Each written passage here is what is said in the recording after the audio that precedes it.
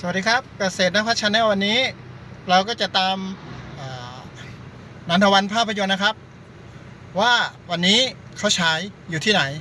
FC คอยติดตามกดไลค์กดแชร์กด Subscribe ให้ผมด้วยนะครับไปกันเลยแต่บอกพิกัดนะครับจากข้อมูลที่ได้ก็คืออยู่บ้านหัวงัวนะครับตำบลหัวงัวเนาะอำเภอสนมจังหวัดสุรินทร์ครับไปกันเลยครับ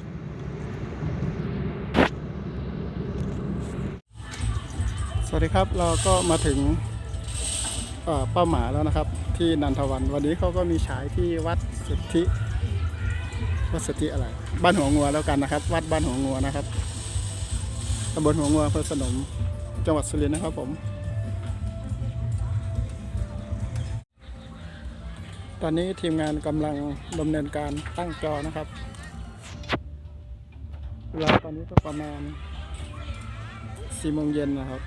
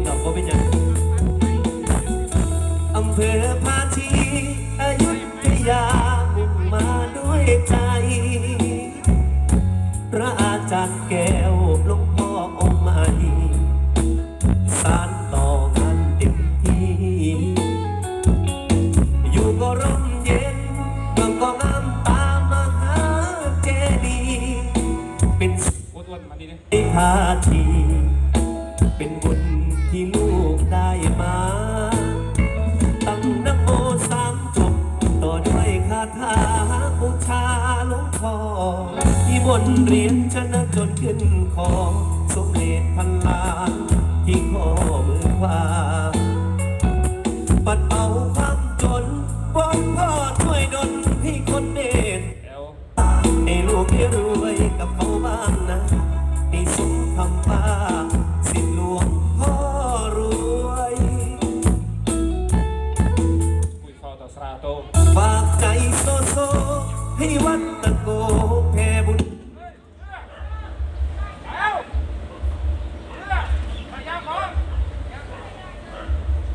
พ้นความสวยฐานะที่ยังล้มป่วยพ่อรวยโปรดช่วยชี้ทางสัมพุทธชิตาจะสัจจานิเกรสักพระพุทธชิตาสัพพโสคุณวิภาสัพปโตนรุตตโมมหาลาภังสัพพสิทธิภวันตุเมสาธุสาธุ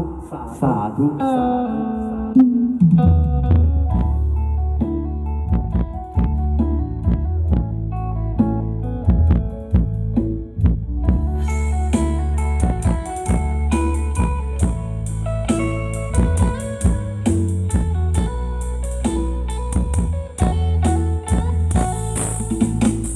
ตั้งนะโมสามจบต่อด้วยคาถาบูชาหลวงพ่อนิมนต์เรียนชนะจนขึ้นคอสมเด็จพันล้านที่ข้อมือขวา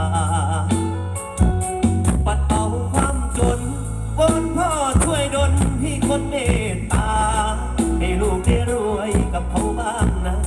ให้สมคำว่าสิทธิหลวงพ่อรวยฝากใจโซโซให้วัดตะโกแผ่บุญบันดาลสิ่งที่เคยติดแค่คิดให้ผ่านทุกฝันบอนพอให้ช่วยบาปที่ใครทำเจ็บที่ใครโดนให้พ้นความสวยฐานะที่ยังล้มป่วยพ่อรวยโปรดช่วยนำพา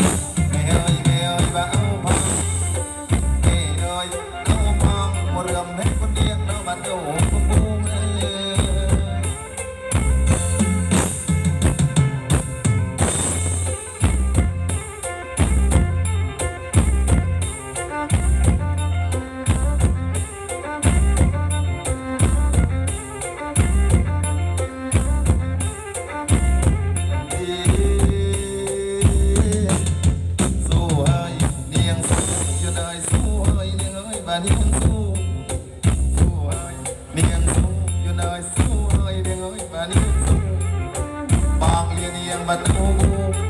เลียเลียงยังไงบัตรเสียงเอ่ยมือมันไอ้นี่มาบองบองเจ๊เจ๊เจ๊เจ๊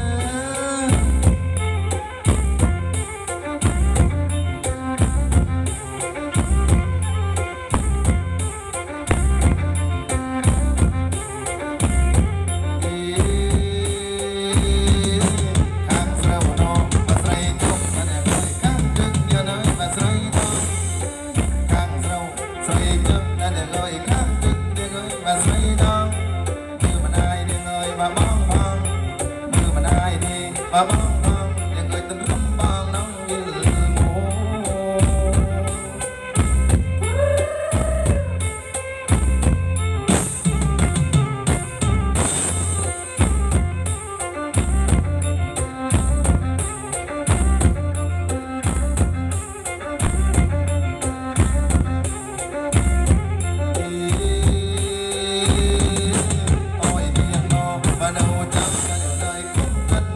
บะมูโอยเดียงเราจำนั่นเลยคุ้นกันเลยบะมูรำบางยังไงนังเสือรำบางยังไงนังเสือมูนังอ้อยละบางนี่บักกันอาซาจ้าจ้าจ้าจ้าเราเอ้ย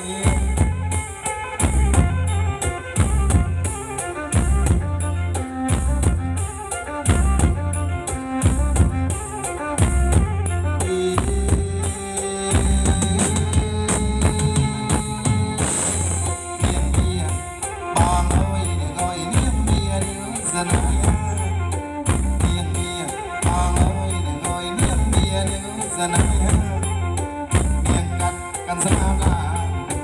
กัดดอกกันสนามลาอย่างเงยอ้อยเนียงน้องมาประมาพอ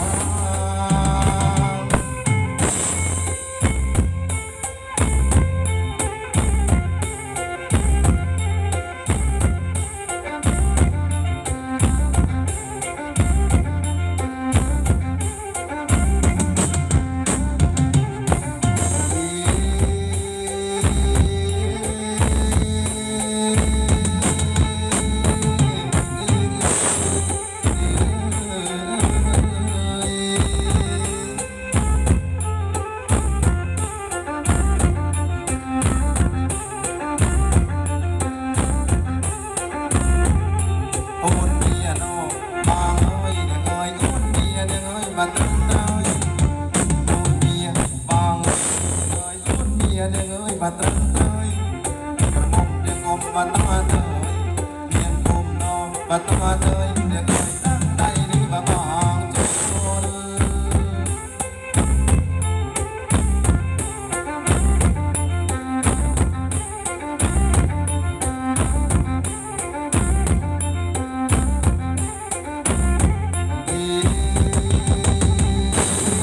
อันเด็กน้องว่าอันนั้นเอ้ยเดี๋ยวเอ้ยเลี้ยงกลมเดี๋ยวเอ้ยโอ้ยน้องอ่อน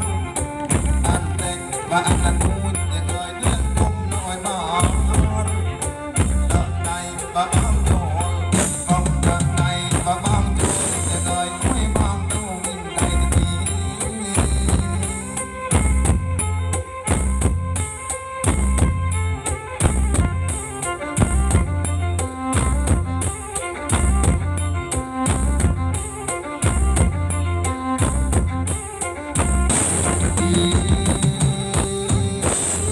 ผมถูกโอยครูนบางเดี๋ยวเอ้ยครูนบางเดี๋ยวเอ้ยว่าอีก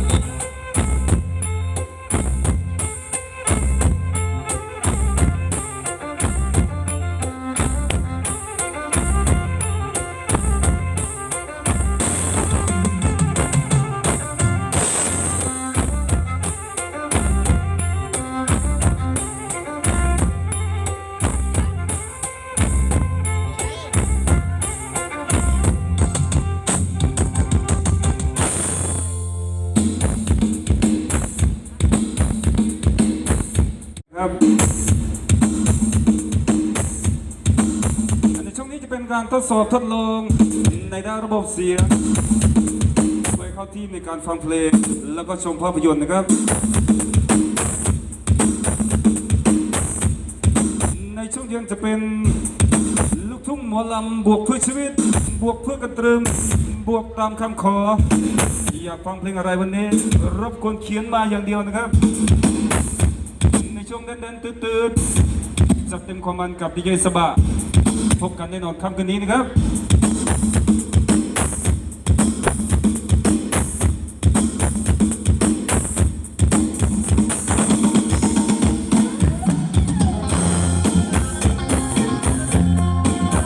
มาแล้วเลย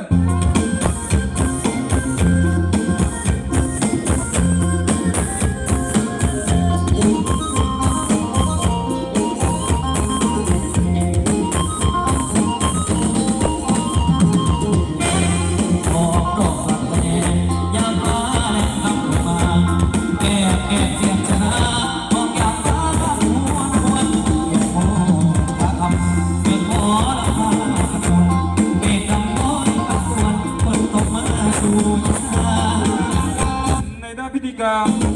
ถ้าจะให้ร ลดใช้เสียงตอนไหนมาแจ้งด้วยนะครับ ถูกคนแรกที่เราตามไว้ด้วยสัญชาเลี้ยงยาออกทางนารถแทนหมอผู้วิวเดินเช้าตัวรีบออกมาเล่นรุดให้หัวหน้าเรียกกับฟ้าเราผู้เป็นปาตาบอกเอาอาชีพเอาคนเอาหน้าสู่ฟ้าผมกินอะไรบ่ได้เศร้ากินอะไรบ่ได้เศร้า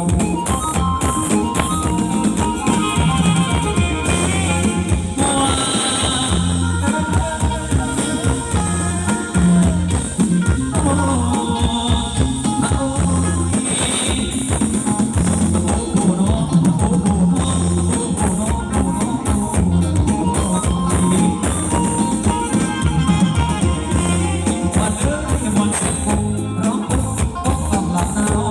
ตักเม็ดทำกระเดาทำกระหุ่นและตากีธรรมดาธรรมดาคนต่อมามีพร้อมคนแหลนเป็นกระดิ่งไว้มันออกที่แดงกระจายมาเด้อมาให้กันมาเด้อมาเด้อตายน้ำมันกระดับตายเราเอาให้เขาเมืองกระรุกเสียงแค่บอกจะทุ่มลุกตุกมาแล้วแค่ลุกก่อนจะขอก่อนที่เลยมาเรื่องคอยกันอิสระ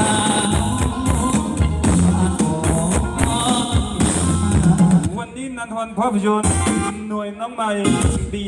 559เป็นผู้รับใช้นะครับ